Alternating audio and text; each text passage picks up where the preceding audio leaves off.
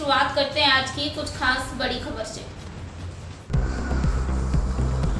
उत्तराखंड के ऋषिकेश में हुई अंकिता भंडारी की हत्या को लेकर पूर्वी दिल्ली के वेस्ट विनोद नगर में कैंडल मार्च का आयोजन किया गया है। कैंडल मार्च में उत्तराखंड के पूर्व मुख्यमंत्री हरीश रावत व दिल्ली प्रदेश कांग्रेस अध्यक्ष अनिल चौधरी भी शामिल हुए हैं और अंकिता भंडारी हत्या मामले में आरोपियों को फांसी देने की मांग करते हुए निष्पक्ष जांच की गई है।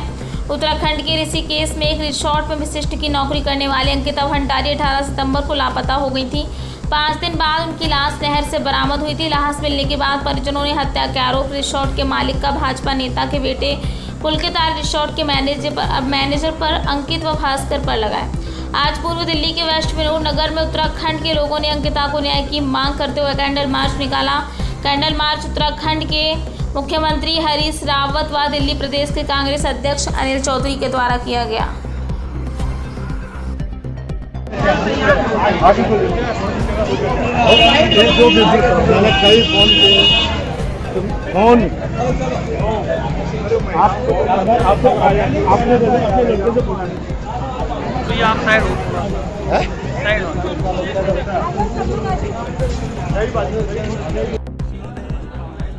जिन लोगों ने धन बल पर उस लड़की के साथ न केवल उसको कुछ ऐसे लोगों के पास सौंपने की साजिश की जो लोग उस लड़की का देह शोषण करना चाहते थे, जिनको निरंतर कहा जा रहा था कि कोई वीआईपी है, तो ये किस तरीके का कल्चर वहाँ पैदा हो रहा था, किस तरीके का वो रिजॉर्ट था, किस तरीके का उसका चरित्र था, वो बिल्कुल साफ तौर पर दिखाई दे रहा था।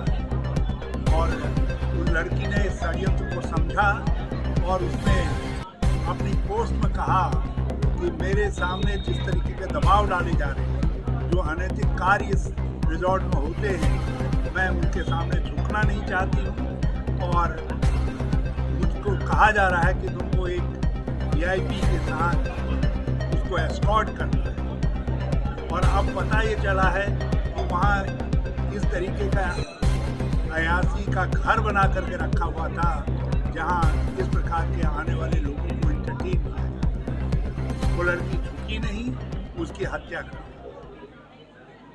उसके हत्यारों को सब जानते थे, सारे मीडिया में चर्चा थी। 4 दिन उसको गिरफ्तारी में लगा दिया, 7 दिन उस लड़की की लाश को ढूंढने में लगा दिए गए, जबकि सबको मालूम था कि चिल्ला की नहर में उसको डुबाया गया। उसके मोबाइल और दूसरी चीज़ों को ट्रेस करने में समय लगा दिया गया। और अनंतो गत्वा जो साक्ष्य उस रिजॉर्ट में थे, जो चीख करके बताने वाले थे कि अंकिता या उस रिजॉर्ट में क्या कुछ होता है, उस रिजॉर्ट को डिमोलिश कर दिया गया, बुलडोजर चला दिया गया। साक्ष्य नष्ट करने की निरंतर कोशिश। नौकरी पाई थी जिसको कहा जा रहा है कि एक अय्यासी का अड्डा था और वह एक तथाकथित सत्ताधारी पार्टी के एक नेता के पुत्र का था। उस पुत्र ने न केवल दबाव बनाया, प्रलोभन दिया, लालच दिया और वीआईपीओ के लिए, एस्कॉर्ट सर्विस के लिए दबाव बनाने की कोशिश की। उस कोशिश को नाकाम तो किया, लेकिन उस बच्ची ने अपने प्राण भी न्यौछावर कर दिए। तो ये दिखाता है कि इस देश की संस्कृति है, परंपरा है कि अपनी इज्जत से हम समझौता नहीं करते, और उस बच्ची ने उसका पालन किया। अपने माँ बाप की उस उम्मीदों पे खरा उतरते हुए अपने आप को समझौते के स्वरूप नहीं झोंका, लेकिन अफसोस सत्ता के चूर लोगों ने, उन दरिंदों ने उसको मार डाला। दोषियों को सजा मिले, कठोर से कठोर जल्द सजा मिले, ये तो मांग है। लेकिन साथ ही साथ जो आदरणीय हरीश रावत जी ने बात कही है, वो वीआईपी लोग कौन है? क्या साक्ष्य मिटाए गए? क्या जल्दबाजी में उस रिजॉर्ट को तोड़ा गया? क्यों तोड़ा गया? क्या बुलडोजर के नाम पर साक्ष्य को खत्म करने की कोशिश की गई है? ये जांच का विषय है और ये जांच होनी चाहिए। देखा जा रहा है कि धीरे धीरे इस जांच को, इस विषय को खत्म करने का प्रयास सरकार द्वारा किया जा रहा है। इसलिए हमारी ये मांग है, अब तक की गई जो कार्रवाई है उसको न केवल देवभूमि उत्तराखंड के लोगों को अवगत कराए बल्कि देशवासियों को भी अवगत कराया जाए, जिससे फिर कोई एक ऐसी बच्ची अंकिता भंडारी फिर ऐसे लोगों की शिकार ना बने। उनकी मजबूरी, उनकी गरीबी, उनके भविष्य, उनकी नौकरी या उनके अपने उस समय की कोई कीमत लगा करके उनको फिर मारने का प्रयास ना करें, ये हम मांग करते हैं। और इसी के तहत आदरणीय हरीश रावत जी आज दिल्ली के उस बच्ची की प्रार्थना सभा में पहुंचे हैं।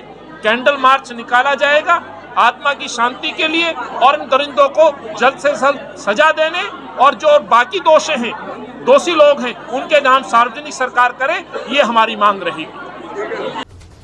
वक्त हो गया एक छोटे से ब्रेक का। ब्रेक के बाद फिर से हाजिर होंगे ऐसी कुछ खास बड़ी खबरों के साथ। तब तक के लिए नमस्कार।